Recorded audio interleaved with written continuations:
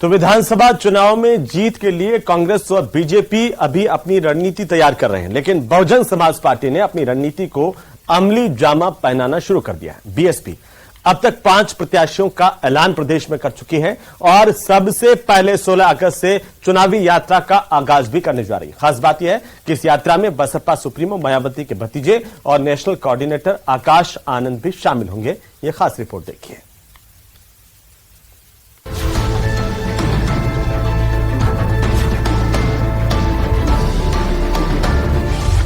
विधानसभा चुनाव के लिए बीएसपी ने कसी कमर। 200 सीटों पर लड़ेगी चुनाव, 60 सीटों पर होगी नजर। अब तक 5 प्रत्याशियों की घोषणा पर लगी मुहर। बहुजन समाज पार्टी चुनाव तो राजस्थान में 200 सीटों पर लड़ेगी, लेकिन 60 सीटों पर हमारा विशेष फोकस है। 16 अगस्त से चुनावी यात्रा, 39 सीटों पर कांग्रेस बीजेपी को सीधी टक्कर।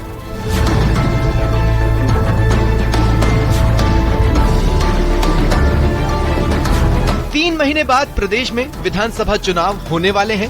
कांग्रेस और बीजेपी संगठन को मजबूत करने की दिशा में काम करने के साथ ही चुनावी रणनीति को फाइनल टच देने में जुटी हुई है। लेकिन बहुजन समाज पार्टी ने दोनों ही मुख्य पार्टियों से पहले बाजी मारते हुए अपनी रणनीति को जमीनी स्तर पर उतारना शुरू कर दिया है। बीएसपी ने सबसे पहले प्रत्याशियों की सूची जारी करना शुरू कर दी है। बीएसपी की ओर से अब तक 5 प्रत्याशियों की घोषणा हो चुकी है। करौली से रविंद्र मीणा, खेतड़ी से मनोज घुमरिया, धौलपुर शहर से रितेश शर्मा, भरतपुर के नगर से खुर्शीद अहमद और भरतपुर के नदबई से खेमकरण तोली को 2023 के चुनावी मैदान में उतारा है। बीएसपी के प्रदेश अध्यक्ष भगवान सिंह बाबा बताते हैं कि इस बार के विधानसभा चुनाव में बीएसपी राजस्थान की 200 सीटों पर अपने प्रत्याशी उतारेगी, लेकिन फोकस 60 सीटों पर ही रहेगा। बता दें कि 60 में से 39 सीटों पर बीएसपी कांग्रेस और बीजेपी को टक्कर दे सकती है। भगवान सिंह बाबा ने बताया कि धौलपुर, भरतपुर, करौली, अलवर, दौसा, सवाई माधोपुर, सीकर, चूरू, हनुमानगढ़, नागौर, श्रीगंगानगर, बाड़मेर जिले की विधानसभा सीटों पर विशेष फोकस रहेगा। दरअसल पिछले चुनाव में पार्टी 6 सीटों पर जीती थी, लेकिन सभी विधायक कांग्रेस में शामिल हो गए थे। ऐसे में रणनीति के तहत ही बीएसपी ने नगर, नदबई और करौली विधानसभा सीट से प्रत्याशियों की घोषणा कर अपने इरादे साफ कर दिए हैं। बहुजन समाज पार्टी चुनाव तो राजस्थान में 200 सीटों पर लड़ेगी, लेकिन 60 सीटों पर हमारा विशेष फोकस है। वो 60 सीटें पूर्वी संभाग है, जैसे भरतपुर है, धौलपुर है, करौली है, अलवर, सवाई माधोपुर, दौसा। इसके बाद शेखावाटी, जहां हमारा प्रदर्शन हर बार अच्छा रहा है, वो चाहे सीकर हो, चूरू हो, झुंझुनू, हनुमानगढ़, गंगानगर, नागौर, ये तमाम जिले हैं जहां बहुजन समाज पार्टी बहुत अच्छा प्रदर्शन करती रही है। बहुजन समाज पार्टी चुनावों के मद्देनजर सबसे पहले चुनावी यात्रा भी निकालने जा रही है। बीएसपी की पहली यात्रा 16 अगस्त से धौलपुर से शुरू होने जा रही है, जिसका समापन 29 अगस्त को राजधानी जयपुर में होगा। ये यात्रा धौलपुर से शुरू होकर करौली, सवाई माधोपुर, भरतपुर, दौसा, अलवर, सीकर, झुंझुनू, चूरू, हनुमानगढ़, श्रीगंगानगर, नागौर, जोधपुर, बाड़मेर, जालोर, पाली, अजमेर समेत 20 जिलों से गुजरेगी। बहुजन समाज पार्टी के अध्यक्ष भगवान सिंह बाबा ने बताया कि यात्रा के दौरान करीब 200 जनसभा और नुक्कड़ सभाएं होंगी। खास बात यह है कि इस यात्रा में पार्टी के नेशनल कोऑर्डिनेटर और बसपा सुप्रीमो मायावती के भतीजे आकाश आनंद भी शामिल होंगे। पार्टी की दूसरे चरण की यात्रा सितंबर में होगी, जिसके बाद बसपा सुप्रीमो मायावती की जयपुर में सभा कराने की तैयारी है। और हमने इसमें जो मुद्दे रखे हैं, विशेष रूप से राजस्थान में के जो ज्वलंत मुद्दे हैं, चाहे वो दलितों, बच्चियों, महिलाओं पर अन्य अत्याचार, बलात्कार की घटनाएं हों, चाहे वो ईस्टर्न राजस्थान का जो ईसीआरपी वाला मामला, ईआरसीपी वाला, पूर्वी राजस्थान में जो कैनाल की मांग हो रही है, उस योजना को लेकर उसको पूरा करने की मांग, उसको राष्ट्रीय परियोजना घोषित करने की मांग, चाहे वो किसानों का कर्जा, जो सरकार ने वायदा किया था किसानों का कर्जा माफ करेंगे, पूर्णतः कर्जे माफ करने की मांग। बहुजन समाज पार्टी का प्रदेश की राजनीति में पिछले 5 चुनावों में खासा प्रभाव रहा है। साल 1998 में पार्टी के 2 विधायक जीते थे और 2.17% वोट हासिल किए थे। 2003 में भी 2 सीटें जीती और पार्टी का वोट शेयर बढ़कर 3.98% हो गया था। बीएसपी का सबसे ज्यादा प्रभाव साल 2008 में देखने को मिला, जब पार्टी ने 6 सीटें जीती और वोट शेयर बढ़कर 7.60% हो गया था। लेकिन साल 2013 में पार्टी की सीटें भी कम हुई और वोट शेयर भी कम हुआ। साल 2013 में पार्टी ने 3 सीटें जीती और वोट शेयर 3.44% रह गया, जबकि साल 2018 में पार्टी ने 6 सीटें जीती और वोट शेयर 4.08% रहा। चुनावों के बाद विधायकों के कांग्रेस में शामिल हो जाने की परंपरा से पार्टी को झटके लगते रहे हैं। यही कारण है कि इस बार पार्टी अपनी संख्या डबल डिजिट में करना चाहती है। न्यूज़ 18 राजस्थान के लिए जयपुर से सौरभ गृहस्थी की रिपोर्ट। तो वहीं कांग्रेस ने राजस्थान की सत्ता में न सिर्फ वापसी का दावा किया है, बल्कि इस बार 156 सीट जीतने का लक्ष्य भी निर्धारित किया है। राजधानी जयपुर में कांग्रेस के वॉर रूम में हुई अहम बैठक में इस बात का फैसला किया गया कि इस बार समय से पहले टिकट बांटे जाएंगे और छोटे मोटे मतभेदों को दरकिनार करके पार्टी पूरी ताकत के साथ, एकजुटता के साथ जनता के बीच में जाएगी। रिपोर्ट देखिए।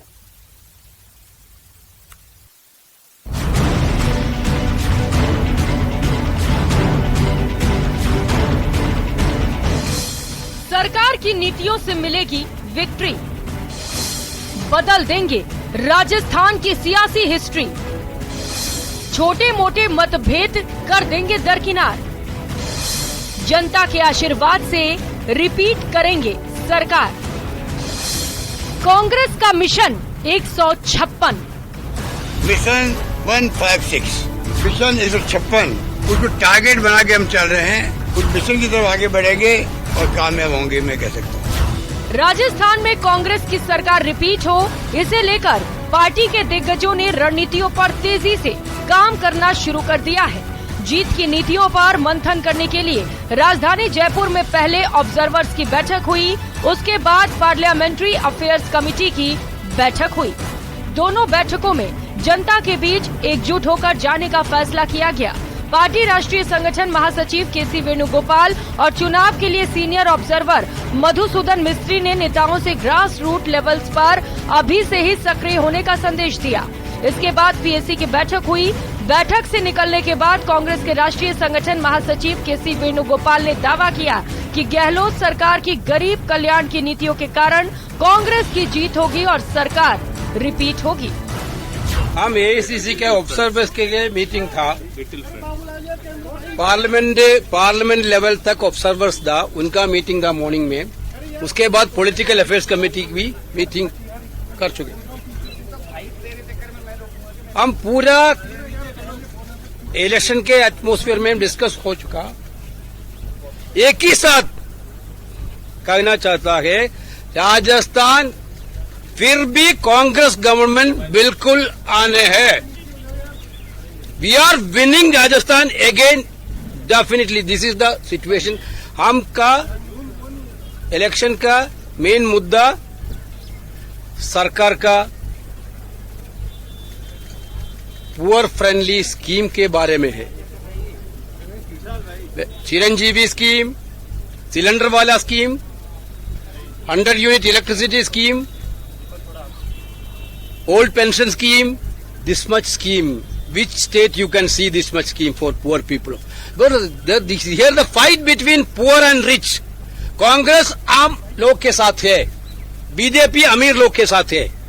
The fight in the Rajasthan is going to be poor versus rich. Therefore, we are going to win this election comfortably. We are very sure. Today we had meeting with all the leaders. वहीं party के प्रदेश प्रभारी सुखजिंदर सिंह रंधावा ने बताया कि बैठक में इस बात का फैसला किया गया है कि पार्टी के सभी पर्यवेक्षक अपने अपने इलाकों में जाएंगे और जमीनी हकीकत प्रदेश और केंद्रीय नेतृत्व तक पहुंचाएंगे।